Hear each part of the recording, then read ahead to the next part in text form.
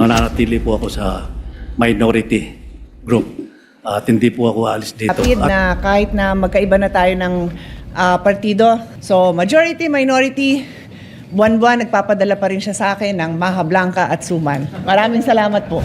Gusto ko kasi malaman mo na mahal kita. I ask for silence. We want to listen to the legend, Senator Maraming Lapid. salamat po, Mr. President. Kaliwanagan lang po, manifestation lang. Tungkol po yung nangyari kahapon at marami pong kumakalat sa social media na ako'y lumipat na sa majority. Hindi po totoo yan. Nananatili po ako sa minority group at hindi po ako alis dito. At yung pong motion ni Senator Zubiri kahapon ay sinusuportahan ko po. Hindi ko lang po ako nakapagsalita kahapon. Kala ko may botohan. Ngayon pala wala naman. Hiling ko lang po dito sa Senado. Sana magkaisa tayo. Iwasan ang bangayan. Ang dami-dami natin bisitang pari dito. Palakpakan po natin sila. Para ipagdasal po kami na magkaisa na kami para maibalik ang dangal ng Senado. Maraming salamat po. Your manifestation is noted. And wala ka man sa majority, Senator Lito Lapid, nandiyan ka parati sa puso namin. Mr. President, Senator Pia Cayetano. I'd just like to comment. Gusto ko lang magpasalamat kay Senator Lito Lapid na kahit na magkaiba na tayo ng partido, I think we are batchmates, so magkasama kami since 2004. So majority, minority, buwan-buwan nagpapadala pa rin siya sa akin ng Maha Blanca at Suman. Maraming salamat po. Gusto ko kasi malaman mo na mahal kita.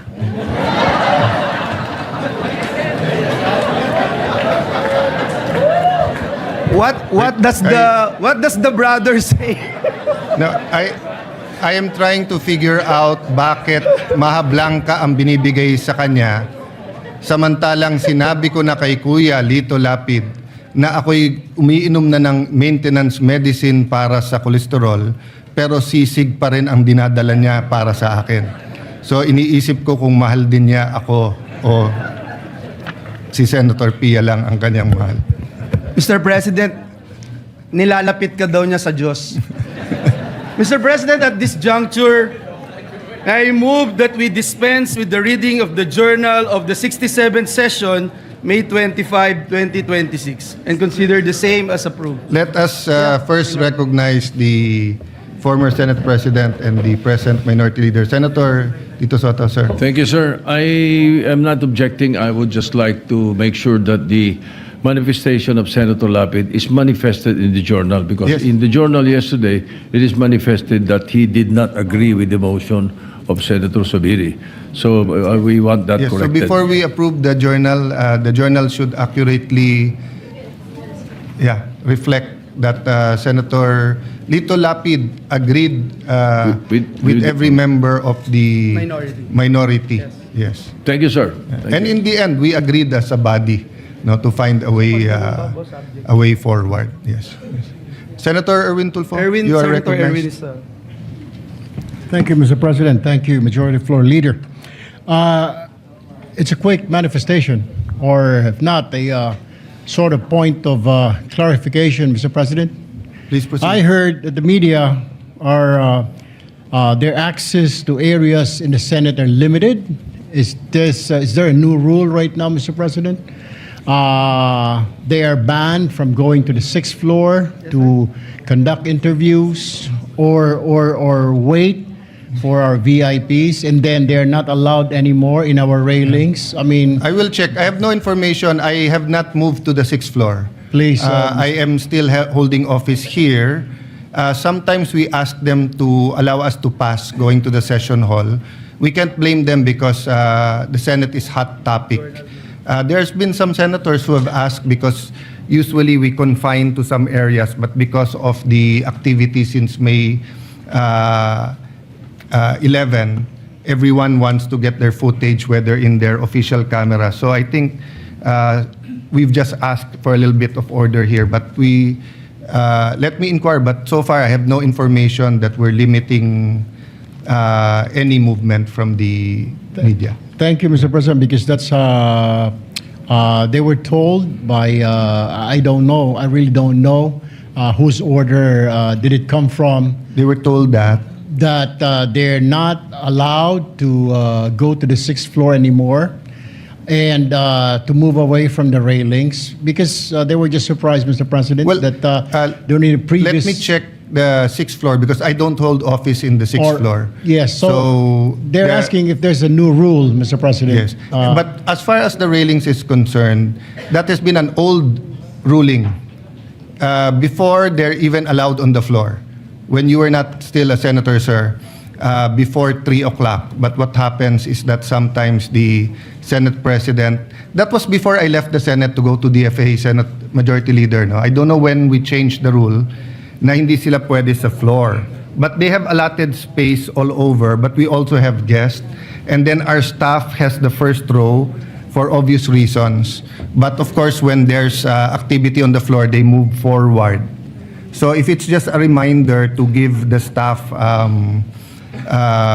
enough space and also enough room, that's okay. But if they're being prohibited or in any way they're being hampered from doing their job, then I'll make sure that that doesn't happen. But having said that, we do have limited space all over and medyo mas marami na talagang media ngayon. Thank you for the clarification, Mr. President, and for that assurance. Thank you. Thank you for bringing it up, Senator Tulfo.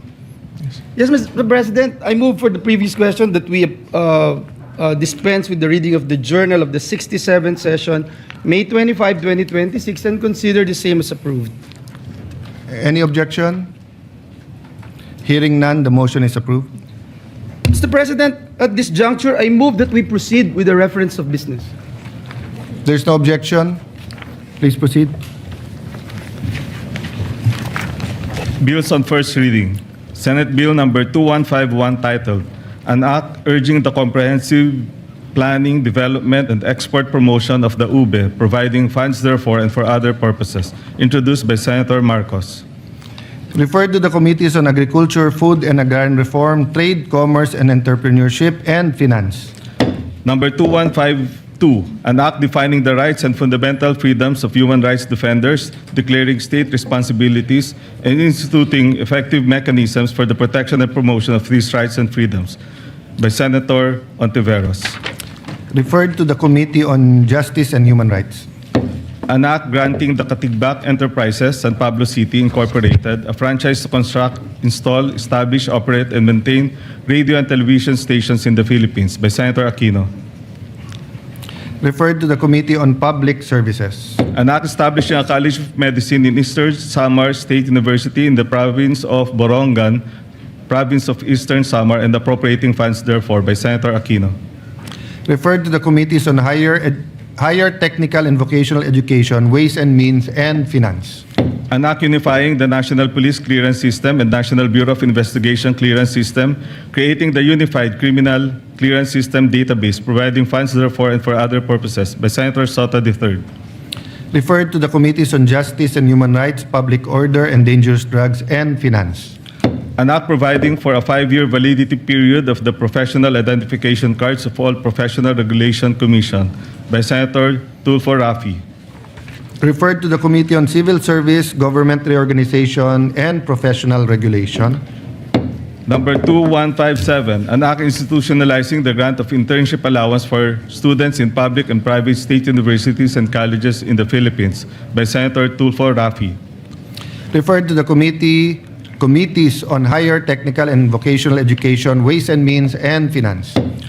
Number 2158, an act modifying the prescriptive period of money claims arising out of employer-employee relations, amending for this purpose Article 306 of Presidential Decree number 442 as amended, otherwise known as the Labor Code of the Philippines, by Senator Tulfo Rafi. Referred to the Committee on Labor, Employment, and Human Resource Development. Number 2159, an act regulating the planning, design, construction, occupancy, maintenance, and demolition of buildings,